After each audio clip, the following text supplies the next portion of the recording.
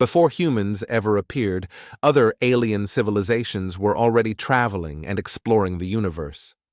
On the planet Samaris, a man named Mills is sitting by the beach, watching his daughter Naveen play happily in the sand. His wife Alia joins him, and Mills explains that he has accepted a 2-year exploration mission. Usually his jobs are short runs, but this one is different. He needs the extra pay to afford treatment for Naveen's illness. Before leaving, Mills takes a moment with Naveen and teaches her how to whistle with her hands. After playing around, he gently talks to her about his upcoming trip. Sometime later, Mills is seen as the pilot of a massive spacecraft carrying a crew in cryogenic sleep. Everything seems fine until one day the ship runs into unexpected meteorite activity. Huge chunks of rock smash into the vessel, tearing it apart. As the ship begins to fall apart, Mills races to the cockpit. He manages to send out an emergency signal and guides the ship toward the nearest planet. But the ship breaks in half during re-entry. Mills can only think about his daughter as he watches the inevitable crash. Then everything goes black. Minutes later, Mills regains consciousness. The computer announces that they've landed in an unknown location. Looking down, Mills sees a sharp piece of metal stuck deep in his stomach. In agony, he pulls it out and burns the wound shut. After suiting up, he inspects the wreckage. The cryo chambers are ruined. Everyone else is dead. Saddened and alone, Mills takes a laser gun and steps outside. He walks through a pool of water where strange creatures swim around him. It's clear this planet is dangerous. As he explores, he finds the rest of his crew, all lifeless. Realizing the escape pod is in the other half of the ship that landed far away, Mills sends another SOS message saying he's stranded on uncharted land. Feeling trapped and hopeless, he even considers ending his life with the gun. But memories of Naveen stop him. Searching for comfort, Mills plays the old videotapes Naveen had sent him. Hearing her voice gives him strength again. At that moment, the computer detects a functioning capsule nearby. Mills hurries over and is shocked to find a young girl named Koa alive inside. He quickly rescues her. On their way back, Mills spots an enormous paw print in the ground. The realization hits him. They have crash-landed on Earth 65 million years ago, surrounded by dinosaurs. That night, Mills dreams of Naveen calling out to him. In the morning, he is determined to survive and protect Koa. He tries to locate the other half of the ship using the scanner, but it doesn't show up. So, he ventures outside. He finds huge skeletons of long-dead beasts, and then gets blasted by a sudden geyser of boiling water. Recovering, he sees a shiny reflection far away, a ship piece on top of a mountain. Just as he confirms it with a scan, a small dinosaur attacks. Mills fights it off and kills it. But then he hears noises and realizes Koa has wandered off. She panics and runs when she sees him, causing both of them to fall near the carcass of a huge dinosaur. Suddenly, the trees shake. Something much larger is coming. Mills grabs Koa and drags her back to safety.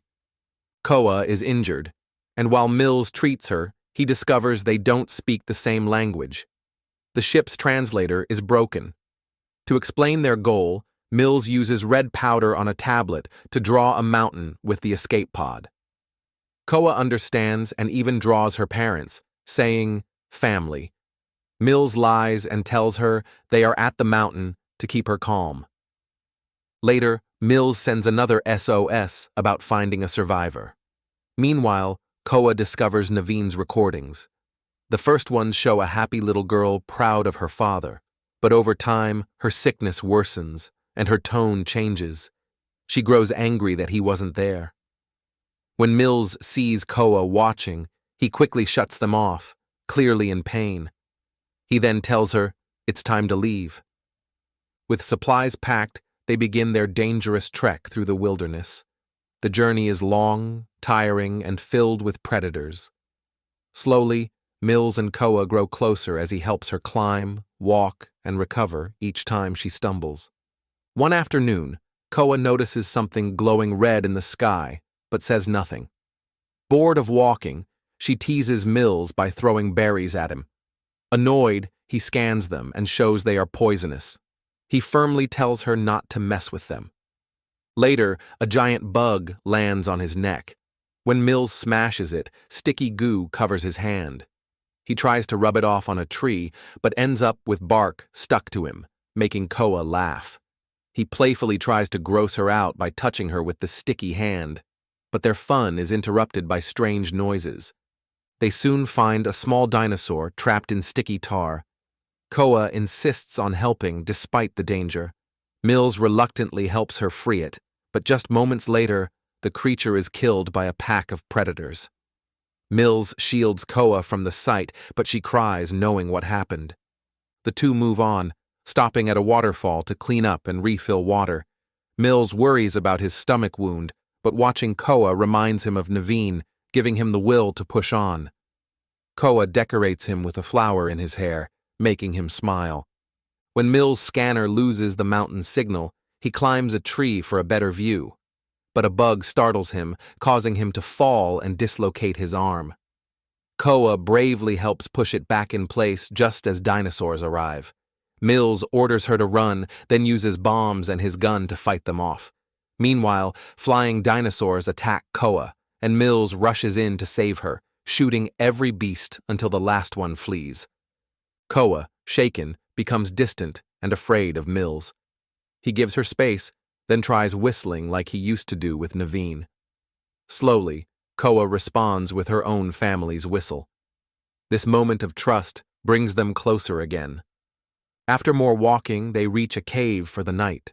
Mills sets up sensors and scans the sky, finally realizing the meteor isn't small. It's part of the extinction asteroid heading for Earth. They have only hours.